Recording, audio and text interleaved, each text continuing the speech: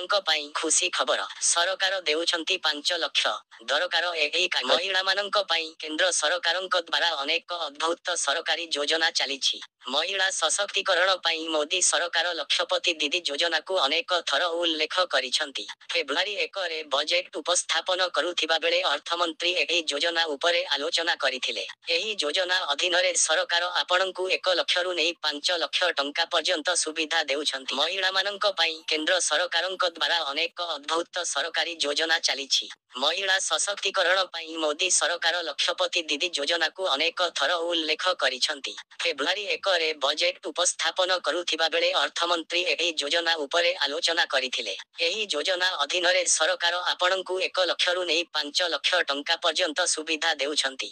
लक्षपति दीदी योजना रे आपणंकु कौनसी सुध बिना ऋण दिया जाए। तेबे एही योजना अंतर्गत हिताधिकारींक संख्या को 3 कोटी टंका को वृद्धि करिबाकू लक्ष्य धार्य करा जाइछि।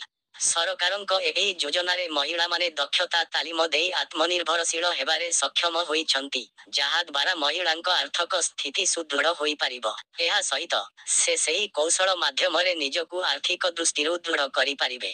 2023 अगस्त 15 रे सरकारंक द्वारा लक्षपति दीदी योजना आरंभ करा जाइथिला। सरकारंक एही योजना अधीन रे एपर्यंत प्राय 1 कोटी महिला लक्षपति दीदी होई सफलता हासिल करिसंती। 18 वर्ष रु 50 वर्ष मध्य रे महिला माने एही योजना पाई आवेदन करि पारिबे। एही सरकारी योजना पाई आवेदन करिबाकू आपणंकु आधार कार्ड, पान कार्ड, आय प्रमाण पत्र, बैंक पासबुक एवं वृद्ध मोबाइल नंबर इत्यादि आवश्यक हेबो।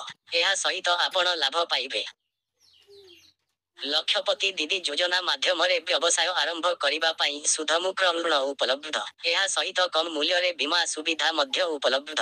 महिलांक आय वृद्धि पाई एही योजना आरंभ होइछि। लक्षपति दीदी योजना माध्यम रे व्यवसाय आरंभ करिबा पाई सुधमुक्त ऋण उपलब्ध। एहा सहित कम मूल्य रे बीमा सुविधा मध्य उपलब्ध।